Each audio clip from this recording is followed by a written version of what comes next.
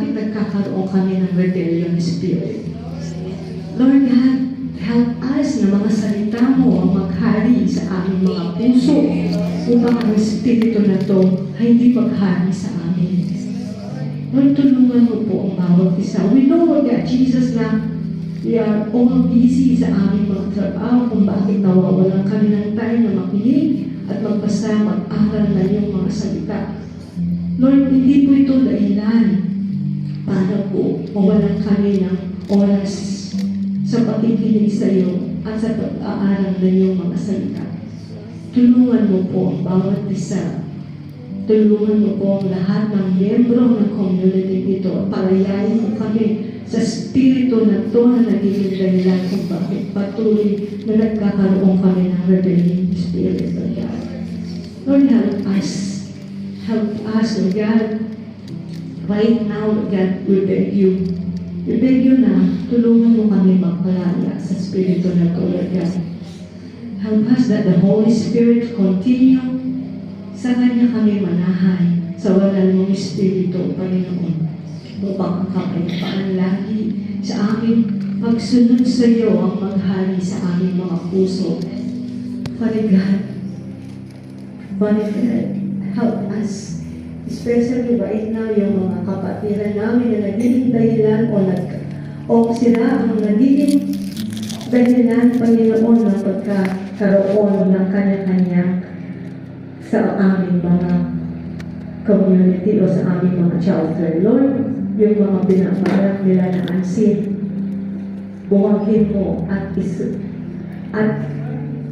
ipakita mo sa liwanag, Panginoon, upang makayanan namin, Panginoon, na touch the heart of those people, Lord God, Jesus.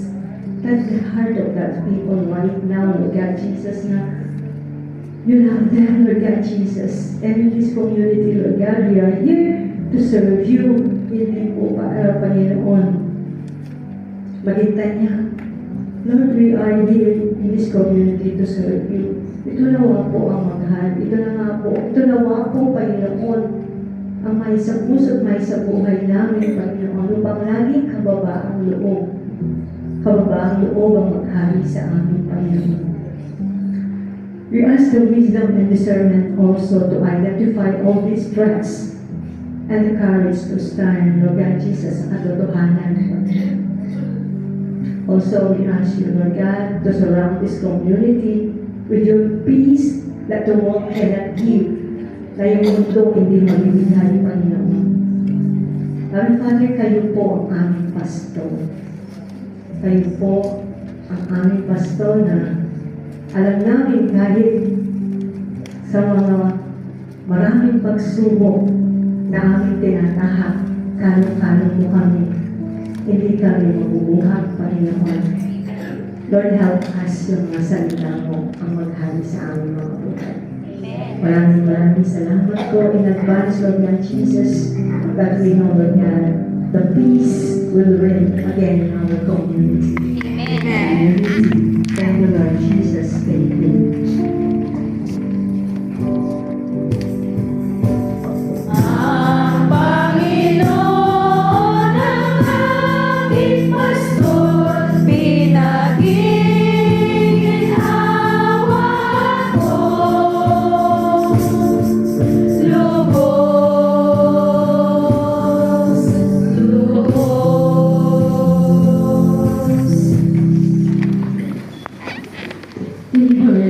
From bondage.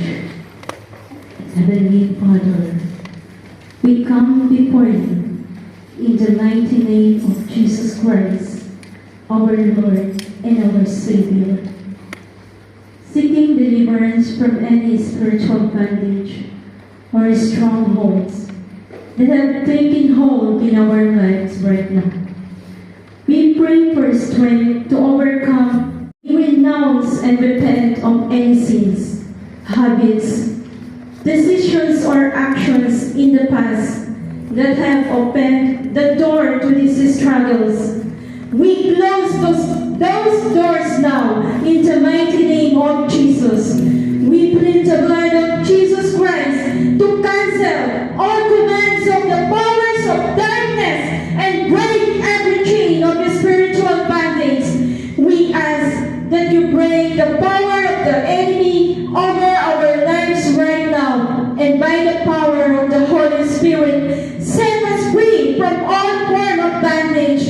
We pray for freedom from addiction, our addiction from earthly things, our addiction from social media, and other things, O Lord. Our fear, O Lord God, our fear na mag-serve sa iyo. Alisin mo lahat ng takot namin ito, Panginoon. Nawa, Panginoon, kayo maghari sa aming buhay sa oras na ito, O Lord God. And all the negative aspects in our lives, we declare this, Lord God, for freedom in the name of Jesus. Lord, heal our brokenness and comfort us where we are hurting. Please restore what has been taken from us and grant us victory over our circumstances. And you said, Lord, in Luke 10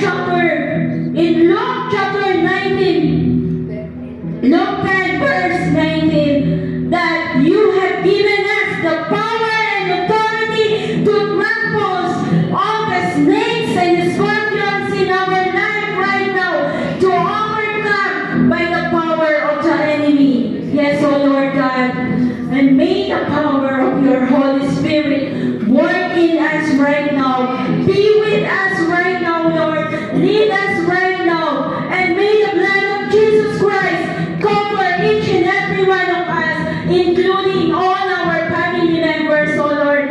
Protect us from all manipulations and plans of evil.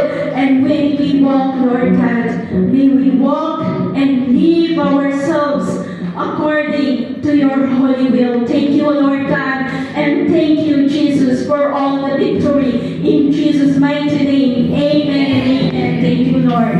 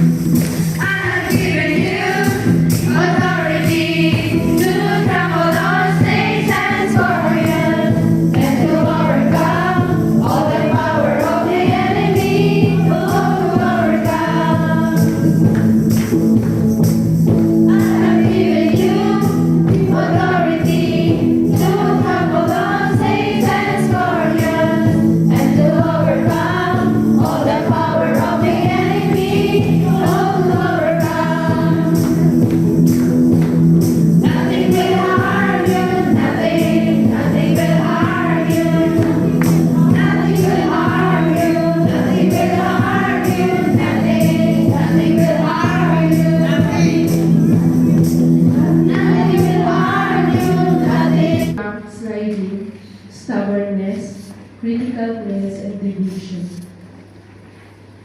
Heavenly Father, we pray and lift up to you our members who have backslided and lost their way. We ask that you draw them back to you, heal their hearts, and remind them of the joy they first found in you.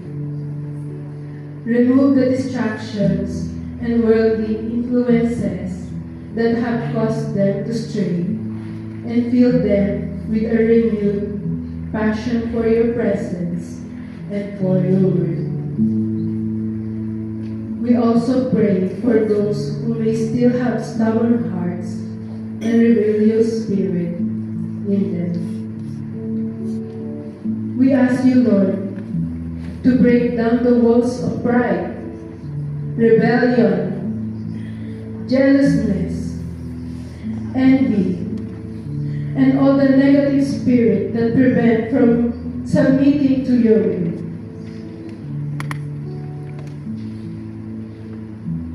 That they will not listen to what Satan is whispering to them. Likewise, we leave up to you, those members who tend to sow discord through negative words, criticisms, and gossiping. Heal their judgmental spirit that harm the unity and the effectiveness of our ministry in the Lord's plan. Cleanse them of all their unrighteousness and give them the heart of compassion, kindness, and forbearance, and the desire for the well-being and growth of the other members. Please release them from the idol of control and the urge to be always right. Give them the grace of humility, Lord, and remove completely from their hearts anything that causes division, pride, selfishness, and personal agendas, and help them focus instead on the greater cause of Christ and the community. In Jesus' most powerful name we pray. Amen.